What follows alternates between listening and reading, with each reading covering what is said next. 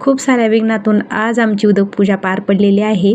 6 महिन्यापूर्वीनं आमची सासू आणि सासरे गेले होते बघा नाशिक त्र्यंबकेश्वरला पितृदोष काढण्यासाठी. यापूर्वीही काढला होता, पण तो नरसिंगपूरवर काढला होता, पण तो पितृदोष काही मान्य नाही. त्यासाठी नाशिक त्र्यंबकेश्वरला जाऊनच आत्ता काढला. कारण गुरुमाऊलींच्या आध्यात्मिक शाळेत असा प्रश्नच आलेला होता की असं इतरत्र कुठं केलं तर चालेल का, म्हणजे की पितृदोष काढला तर चालेल का. तर गुरुमाऊलींनी सांगितलं होतं, साप नकार दिला होता. म्हटले होते ज्या ठिकाणी कुंभमेळे असतात ना, त्याच ठिकाणी पितृदोष काढले जातात. त्यामुळे तिथं त्याच ठिकाणी जाऊन आपण पितृदोष काढले पाहिजे. आपले जे काही पितृ पिशाची योनीत अडकलेले असतात, त्यामुळे त्यांना शांतीही पाहिजेच असते. आपले चांगल्या कर्माने त्यांना शांती भेटत असते आणि त्यातूनही पितृदोष काढावाच लागतो.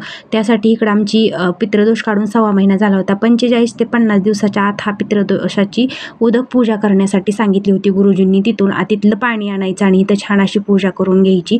आता ही पूजा करण्यासाठी आपले रामानंदाचार्य नरेंद्रचार्यजी महाराजांच्या संप्रदायातले गुरुजी आलेले होते, पुरोहित गुरुजी, जे की तिथे नाणीजधाममध्ये शिकवलं जातं. गुरुजींचं एक प्रशिक्षण दिलं जातं आणि त्यातूनच हे गुरुजी घडलेले आहेत. हे गुरुजी आमच्या गावाच्या अगदी जवळचे इथं ममदापूरचे गुरुजी आहेत आणि एक कळमचे गुरुजी. आता हे कर्म करण्यासाठी 2 गुरुजी लागत होते, त्यासाठी दोन्ही गुरुजी इथे आलेले होते.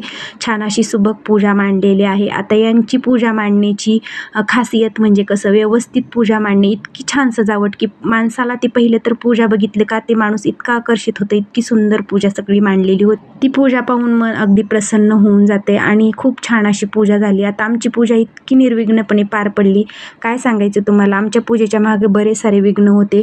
एक होऊस तरी एक. आता 45 ते 50 दिवसाच्या आतच ती पूजा करायची असते. परत जमते का नाही ते काय माहीत नव्हतं. सोमवारी आमची पूजा निर्विघ्नपणे पार पडली. खूप छान पूजा केली गुरुजींनी.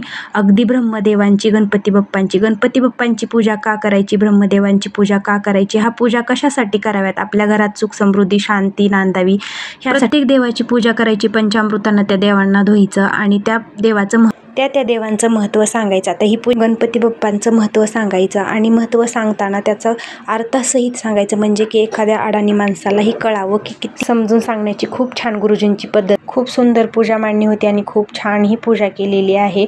आता ते पूजाचं सगळं काही साहित्य होतं, जे काय आज टाकायचं होतं ते नदीत टाका म्हणले, जे वाहून जाण्यासाठी. आणि ते बघू शकताय तुम्ही मासे, थोडंसं तांदूळ पडलं का लगेच मासे कसे जमा झालेले आहेत.